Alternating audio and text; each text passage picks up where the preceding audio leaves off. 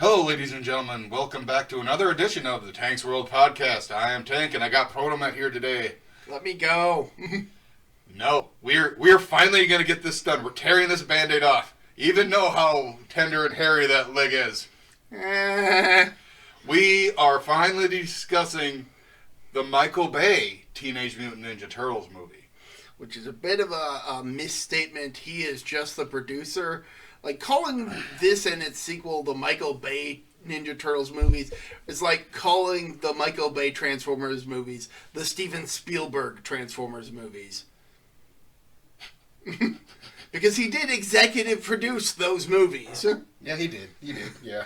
But Bay's the one who gets all the credit on those, even though... Yeah. And he gets the credit on these despite the fact that, no...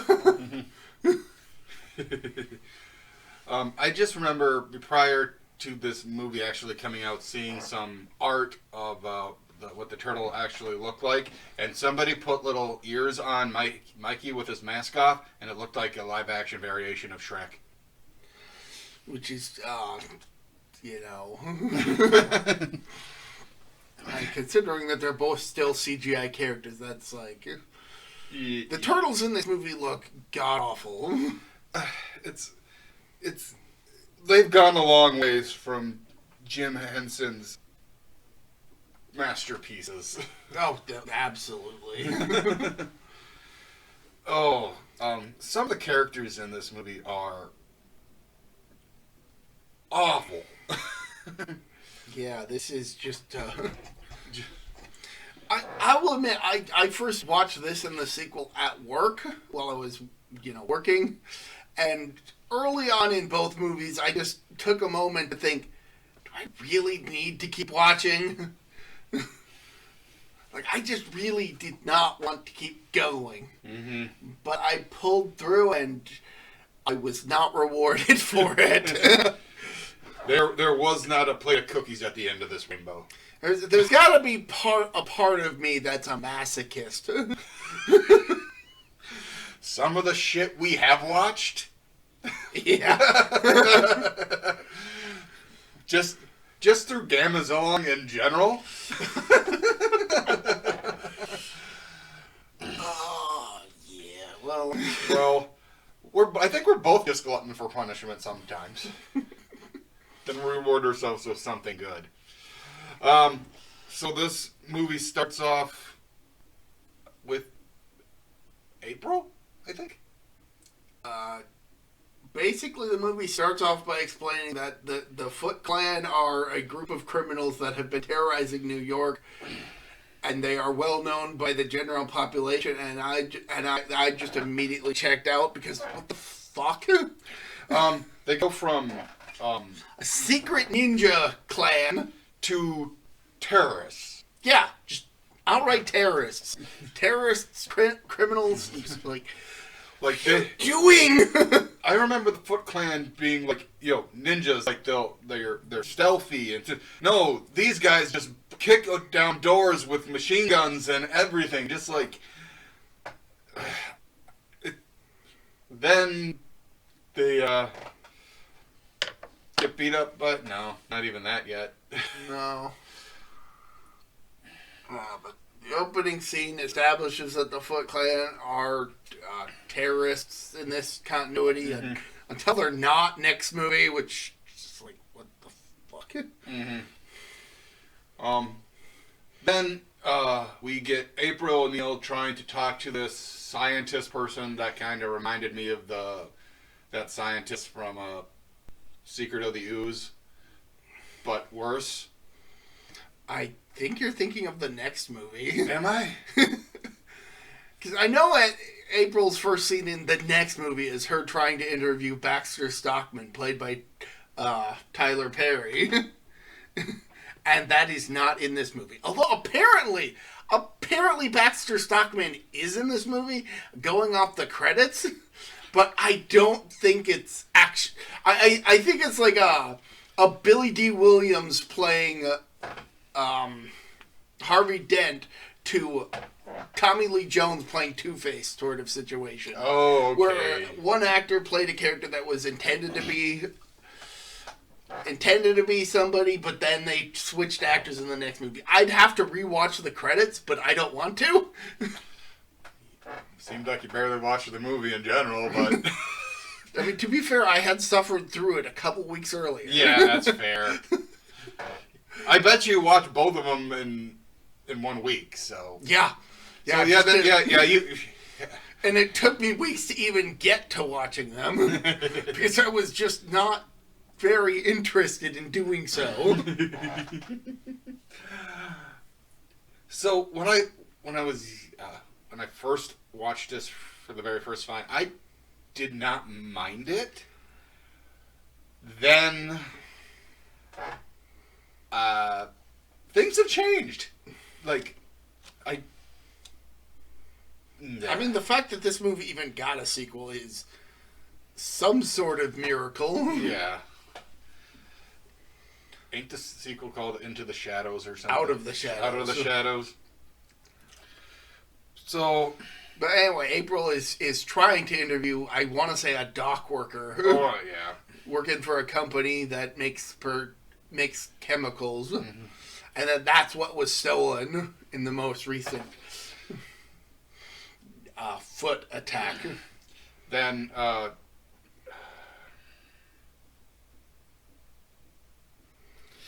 then she has to get called back to the van because they have an actual news report to do that's not related to Foot Clan. Yeah, it's turns out April's actual job at Channel 6 is to report on puff pieces, which is a perfectly fine occupation. Mm-hmm. People need to have, that sort of levity that especially in the world today.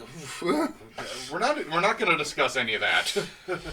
But yeah, just the world needs more positive news, and that's what April is supposed to be providing. Yes, but she's more interested in hard-hitting, fact-based news. So pretty much, what she actually had to do is interview this fitness trainer where he is the exercise is like pretty much doing slightly type of jumping jacks on a trampoline. Apparently, the person she was interviewed was played by the actual guy. Oh.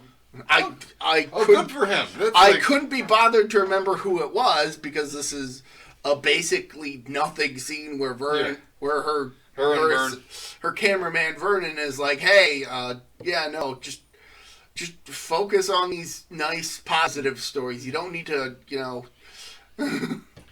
don't need to be an investigative journalist. Leave that to the actual investigative journalists. Yeah, so she then later goes to the pier to follow a lead and witnesses a foot raid that gets stopped by some mysterious vigilante with superpowers, and that is when I checked out. When they were throwing around like giant shipping containers, that's where I was fucking A. Yeah, pretty much. Raph is the biggest and more bulkiest turtle that looks like he can just toss around a 1,000-pound tank. But no, they're just teenagers. They're just teenage turtles. Okay, so pretty much this movie misses the point so utterly on like every front. Not to mention the fact that throughout this movie, Vernon is trying to hit on April, and I just could not take it at all seriously, and it was creepy as fuck because they do not look like they are even close to the same age bracket. In the old cartoon, Vernon is a older gentleman that is. I don't think he even is April's cameraman. He's like a higher up. Like he's an actual anchor, or at least somebody closer. And yeah, just he's a creep. Okay, he's a creep. He's a creep in this movie, and it's just like there is plenty of scenes where, like. Megan Fox, who's playing April, is bent over, and Vernon is just staring at her ass. Like, it's No, just No. fucking no. He tries to get better. No? No. No, he doesn't. But anyway, after witnessing this thwarted foot raid, she tries to tell her boss about it. Who is played by Whoopi Goldberg. I almost said Rosie O'Donnell. I think it was actually the night of the raid. She tried calling the station to get it reported on, and they just immediately shut her down without even listening to what we're in the she was middle trying to say. We're in the middle of the night news or something, and just hang us up on her. And Like, I get that you're supposed to side with April about, stick to your job, the job you're hired for. Yeah.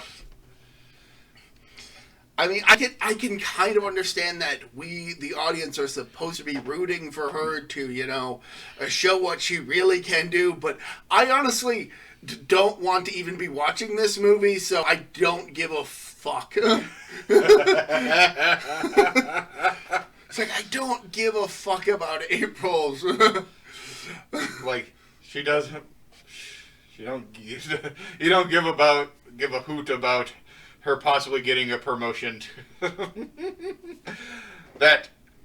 Okay, so she ends up following the turtles up onto a roof.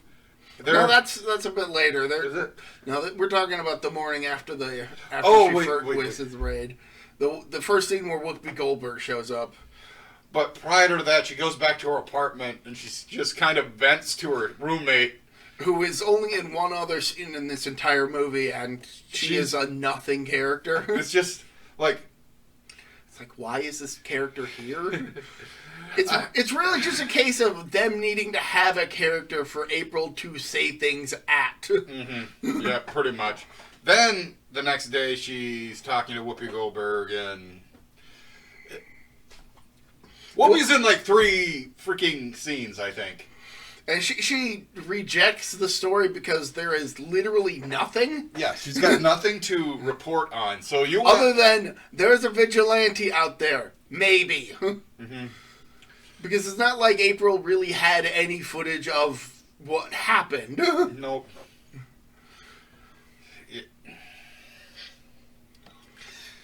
This. So you want us to put nothing on the news. And then April winds up getting caught up in one of the Foot Clan's terrorist attacks where they're trying to lure out the turtles because they know about the turtles and are trying to lure them out to deal with them. Mm-hmm. So they take a bunch of people in a subway station hostage. Mm-hmm. And that does lure out the turtles, who immediately kick their asses in the shadows. At one point prior to the terrorist attack, we see the so-called Shredder tied up and simply just taking down grunts. We never see his face.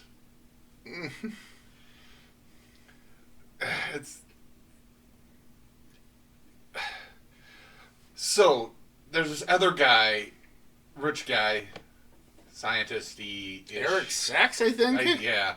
Who... It's very obvious that this character is supposed to be this movie's equivalent to Oroku Saki. Yeah. I mean, he is a billionaire, a businessman, former scientist, that is very obviously going to wind up being a major villain. And I feel I read somewhere that somebody during production was like, you can't have Shredder just be this generic white guy because that's whitewashing the character.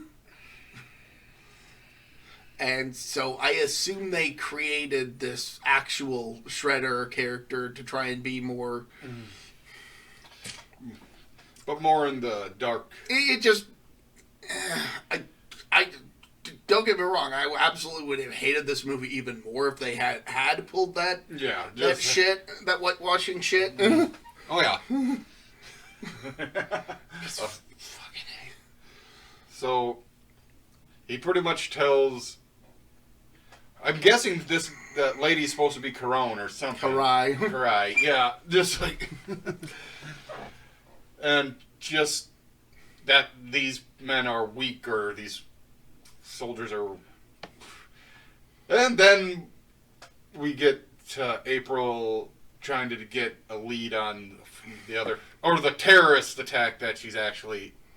I think before she gets caught up in the hostage situation, she actually attends a gala being held by Sax. Mm-hmm. And that scene is meant to establish that she knows him because he used to work with her father, who was a scientist, who died years earlier. Mm-hmm. Yeah. But anyway, after the turtles save the day in the hostage situation and stealthily escape, April follows them up to the rooftop to take pictures of them. And they confront her. Meaning Raph confronts her pretty much. I mean, they tell her, hey, don't follow us. We don't exist. Also, give us your phone so we can delete all those photos you took. And then they leave, and she takes another picture of them. It's like it's not a very clear shot. No, it's very blurry. But during the conversation she has with the turtles, they name drop each other, and that sparks April to go on a memory spree to... Yeah, a bunch of... She pulls out an old video camera that has, like, little tiny cassettes. Yep, and she finds that she knew some turtles. Turns out her dad... was experimenting with this mystery substance on 4 turtles and a rat. Yep. And... So, the turtle... Long story short, the turtles are... But when they revealed that how involved April is in all this, I was just like, fucking A, no. Mm-hmm. Just no. Yeah. Just no. The turtles were April's pets. And Splinter also. Also, Splinter in this movie is voiced by Tony Shalhoub. I respect it. Good actor. Yep. And I initially thought he was being voiced by Peter Stormare, but I was wrong. I saw the credits, I was like, oh, Tony Shalhoub. Yeah, no, I can hear that. Tony Shalhoub has a very Peter Stormare-esque cadence in this movie. Mm-hmm. Mm-hmm. So the turtles sneak back to the lair, and Shredder catches them, and Splinter catches them, and well, that's later. That is later. Splinter basically interrogates them about what happened. Like, doing very, very challenging acts of balance and other very confusing... endurance. Yeah. Or what have you. And the way they finally crack is Mikey. Because I did it. Splinter pulls out a Pizza Hut pizza with multiple different cheeses on there. And tempts him.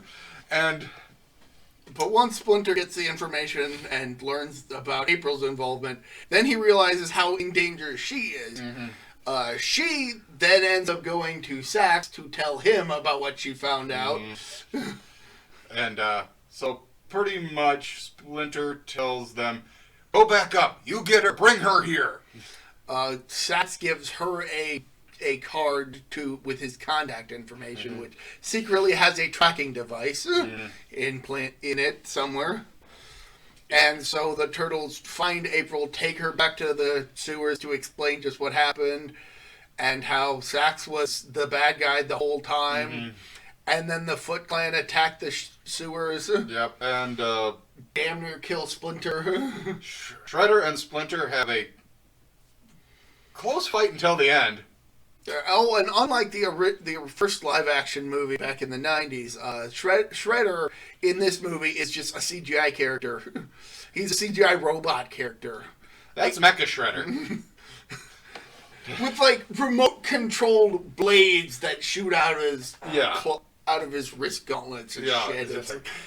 It's just like, oh, way to completely overcomplicate the situation. See, just the movie in the 90s, and plus the sequel, it's just the spiked shoulder pads, the spiky helmet, the cuffling, or they do that's all you need. They do a fantastic job with the simplicity of the character. I mean, yeah, he's covered in blades, but he comes off as menacing. But the entire time. He doesn't need the blades. His martial arts skills are just that damn good. But they needed the Shredder in this movie to be a CGI clusterfuck, just like every other character aside from April Rowan Vernon. Yeah. That's pretty much. It's a mecha suit. That's pretty much what it is. But anyway, the Foot capture Leo, Mikey, and Donnie, and leave Raphael for dead. Raphael and Splinter for dead. So April is trying to move not gigantic, but heavier than one human can actually move themselves off of Splinter. Then Raph comes out from all the debris that's fallen on him and simply chucks these big things with ease. And I feel like this movie is very inconsistent with the kind of powers that these turtles have. Mm-hmm. It's established that they got super strength, but Raph still gets briefly knocked out by rubble that just immediately shrugs off. Mm-hmm. So it's like... So they're they pull out a first aid kit to try to help Splinter, and then all of a sudden all the computers in Donnie's area starts going off because it's a tracking device that Donnie put together. So they have to find the turtles. So April contacts Vernon to get a ride to Sax's estate in the mountains, which she had previously been to. And I swear it's in the mountains because this is a very snowy setting. And I was like, wait, is this supposed to be winter? No, it's the mountains. It didn't seem like winter down in the city. So it's got to be the mountains because otherwise, why is there so much goddamn snow? So April shows up to Vernon's van, and Vernon pretty much tries to say, you're an attractive girl, I'm an attractive guy. I know you just want to... Vernon thinks that April is hitting on him, and he figures, okay, we're both hitting on each other, let's not beat around the bush. Then all of a sudden, Raph just sticks his head out from the back. It's like, are you driving or not? You're a talking turtle. Yeah, I'm talking turtle. Yeah, and you're a nerd. Drive. Now that we've got that established, drive. So Raph goes to save his brothers. It succeeds. There's a fight down the side of a mountain. Well, Raph has to fight Shredder, and it's very, very one-sided. Then April asks Donnie what can she do, and he says adrenaline, because the turtles are being drained of their blood to get the ooze. Yeah, pretty much. Which Shredder and Sax plan on using to create a vaccine for a virus that they are planning to unleash on New York. So they're going to today. They're going to shoot off a super cancer of some sort. Then they're gonna get out a cure. A cure to the illness, because why the fuck not? Mm-hmm. Yeah, so be the villain and the hero, huh? Jackass. Okay, so the turtles get like super adrenaline and burst out of the pods that they're in, and just, oh my god, this scene is so annoying. They just don't shut the fuck up. And well, Mikey just don't shut the fuck up in general. But yeah, and then while trying to pursue the Foot, they have a fight down the side of a mountain or some shit. It's like they go down the mountain, then they go through a different sewer thing to get to where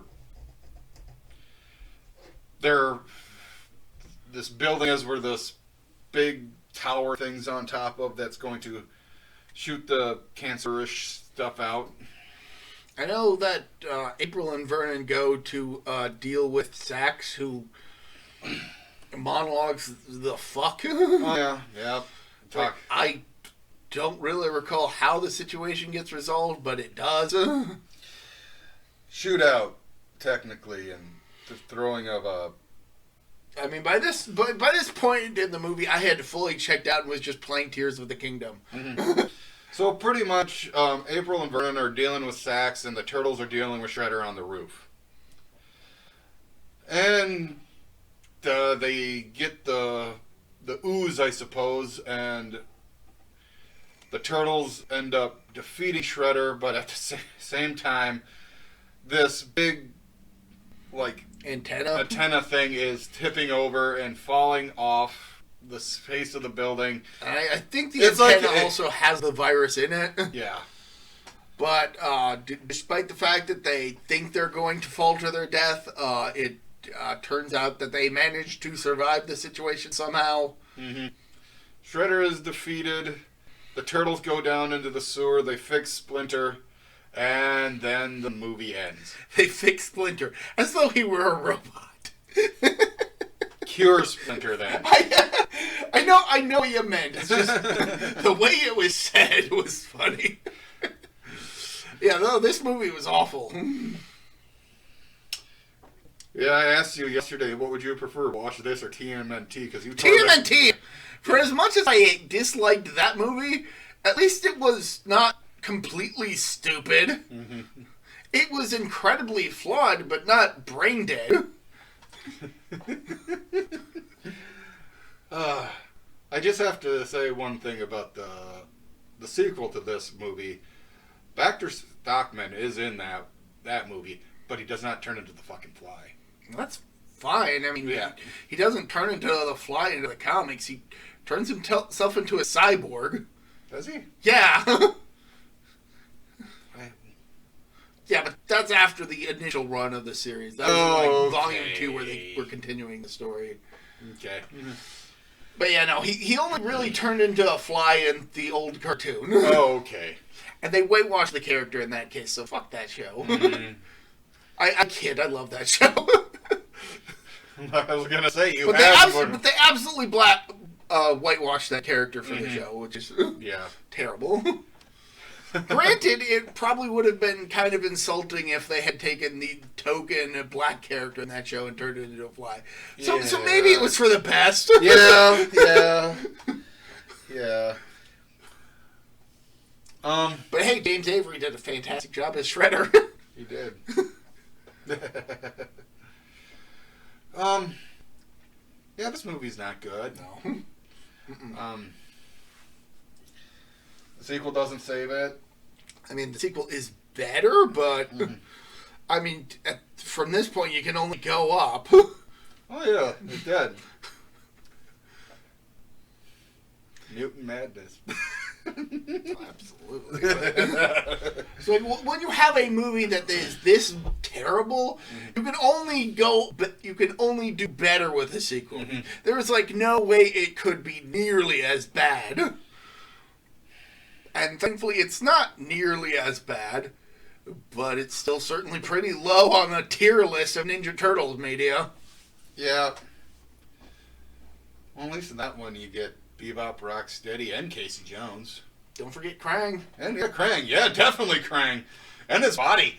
Yeah. TMNT had something like a Krang. Because I thought it was a Krang when I first watched it when I was younger. I mean, this movie kind of has a Krang when you consider that Shredder's basically a robot for this movie. Mm-hmm. I mean, yes, it's armor, but it's a CGI character.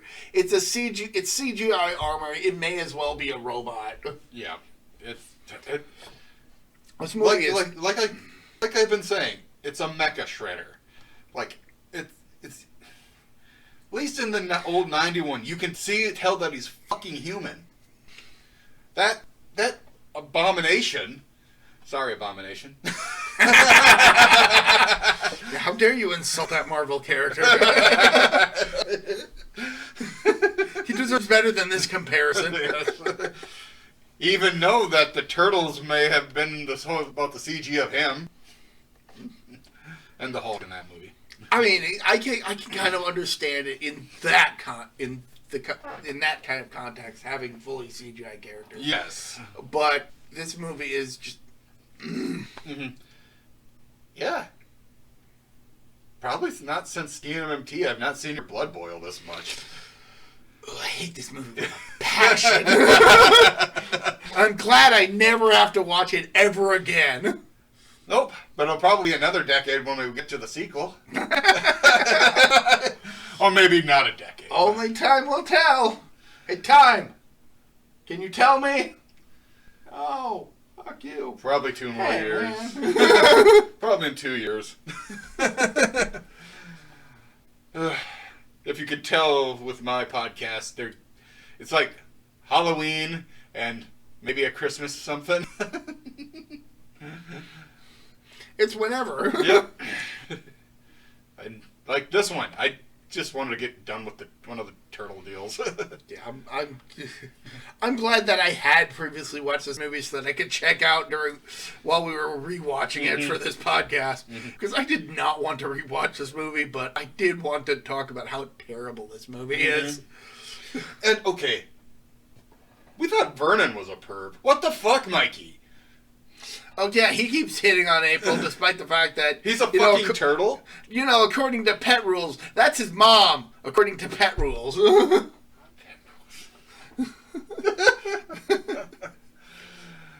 I guess the turtle van showed up in this. I'm not even sure if it's the same one that shows up in the next movie because, fuck all. I mean, I'm pretty sure they got a different actor to play Shredder in the next movie. Because he does not look anything like the guy in this movie. But maybe it's just all the hair that he grew between films. Yep.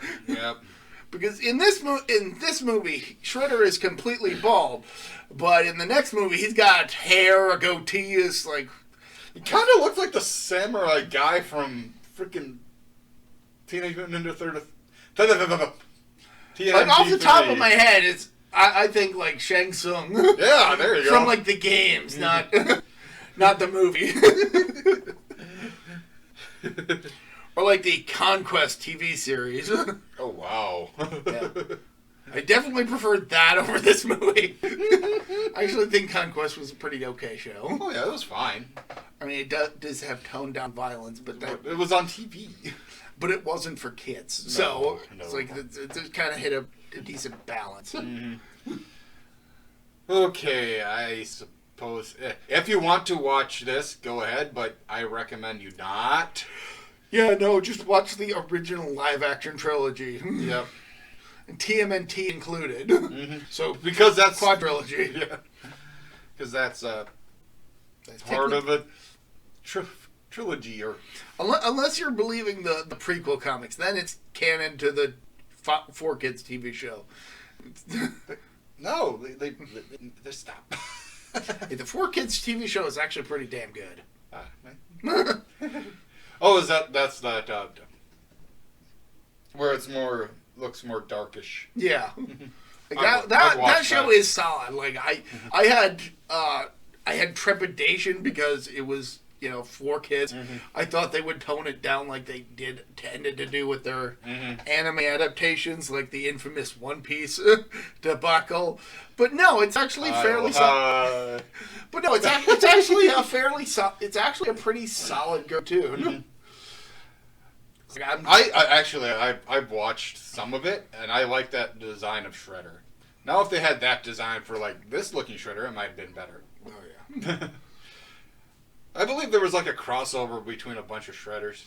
But anyway, the point I was trying to make is that check out the original live-action movies. They are far better than this steaming piece of fire. Steaming piece of dog crap in a garbage fire. Oh, that's going to be stinky. Like, it's such a steaming pile of dog crap that you can actually see the steam rising from it in the middle of the garbage fire. Just a sloppy, wet dump. Now you know Frodomit's opinion on this movie. I'm not a fan of it. So, till next time, guys. I've been Tank. I'm Pronomet. Till next time, see ya.